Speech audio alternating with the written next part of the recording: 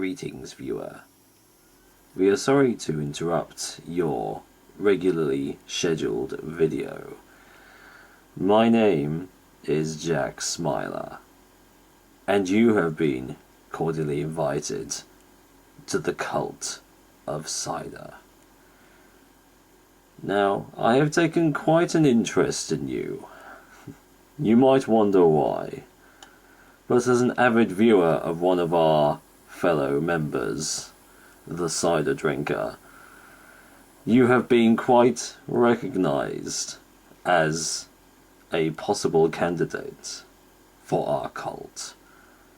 Now, in order to join our most beloved of cults, in order to follow our gods of the apple, the fruit of nature, you must perform a very, very simple task.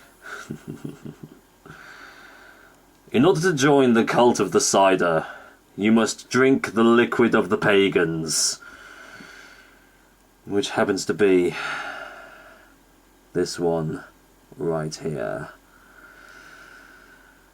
Drink this sacred pagan liquid, and you shall join the cult of the cider.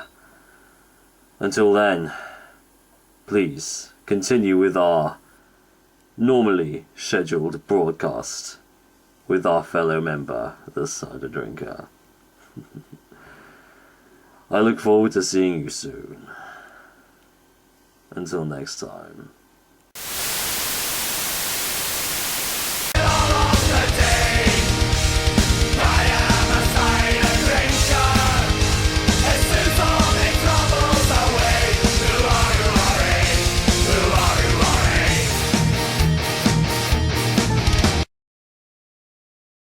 Hello there, ladies and gentlemen, and welcome once again to another episode of The Cider Drinker.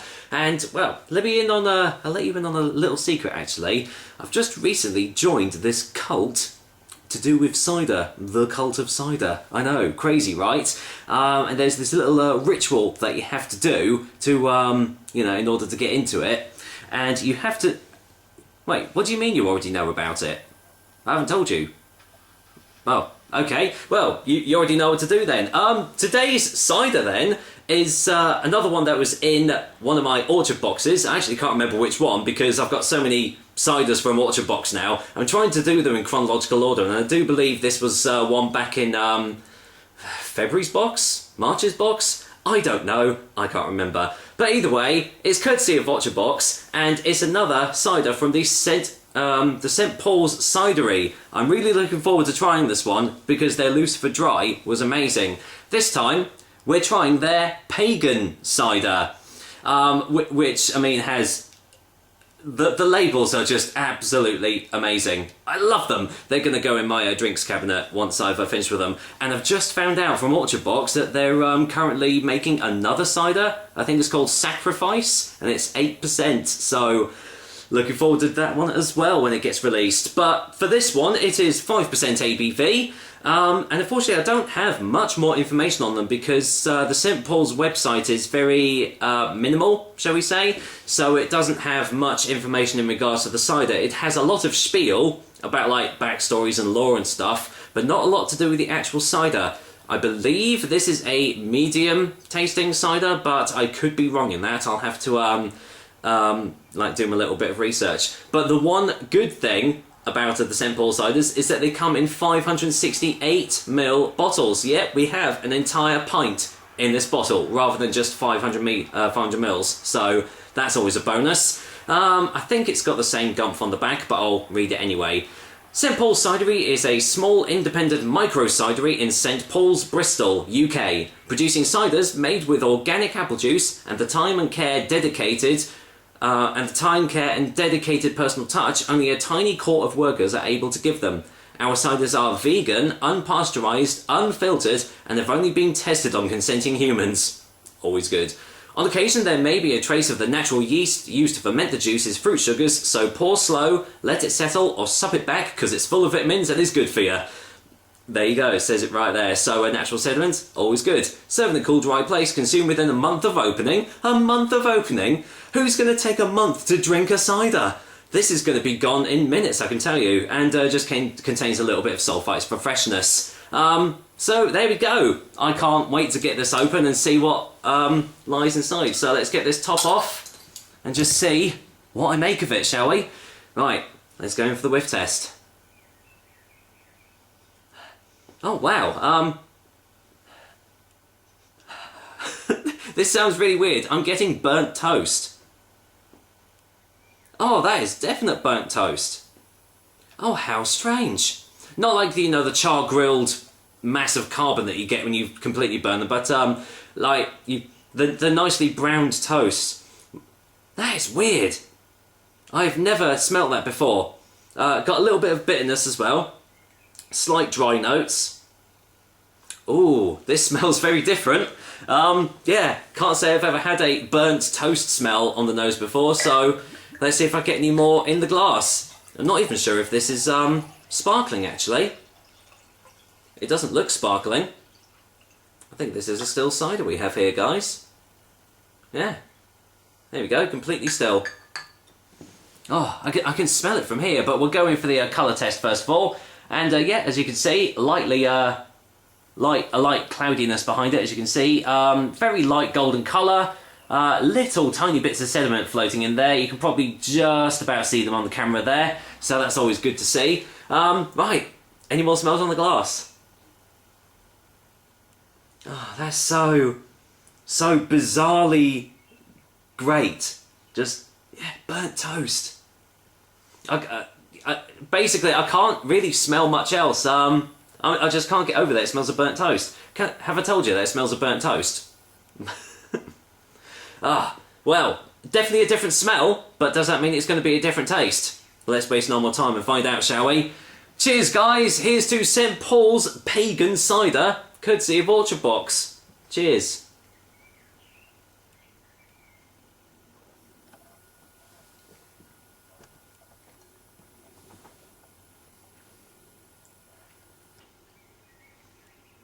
Oh, wow. That is so different. And it's still coming. My God.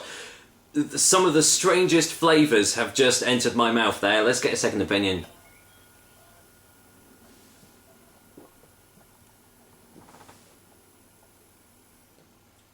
Okay.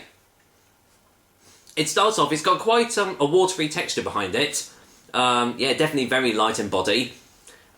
It starts off quite citric, definitely getting hints of lemon. Obviously nice, crisp, juicy apple notes. But then the burnt toast nose is also in the taste as well, as it's like coating your mouth, which is just really strange. And then it kind of mellows out. It's got a lovely sort of biscuity sort of aftertaste, which I think is from the yeasts that have been used to ferment the cider. And then, I know this sounds really weird, but it's got a hint of tomato sauce behind it. I don't know where this is coming from. It's not my dinner, because my dinner does contain tomatoes or stuff of any kind, so I don't know where that's come from. Let's get another one.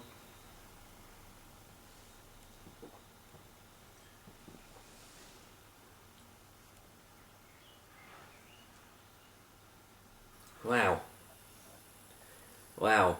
This drink is an experience. I mean, I've said that for a few... Yeah, there it is. Tomato sauce. Right at the back. It's kind of almost like tomato ketchup, in a way. It's like a meal in a drink. It's so strange. It's like you're having breakfast. This is one of the most bizarre tasting ciders I've ever tried. But do you know what?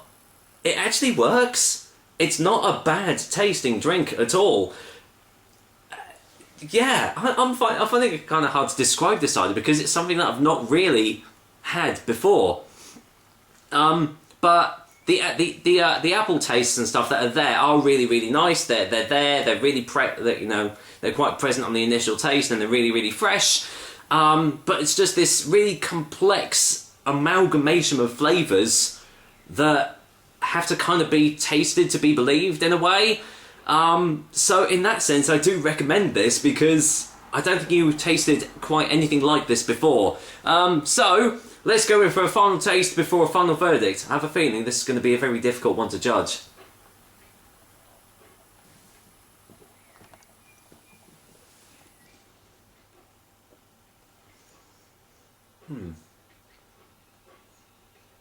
Yeah, and there it is again.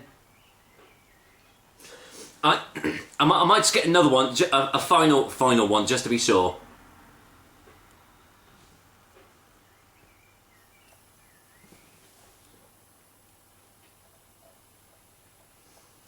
Yeah, it is most definitely there. I thought it was just something that I might have like eaten during the day, but no, it is most definitely there. Tomato ketchup on the aftertaste. Absolutely bizarre. But it works. It's not put me off having it. In fact, I kind of want to drink more of it in order to see if I can get any more flavours from this drink. So, in that sense, I would definitely highly recommend it.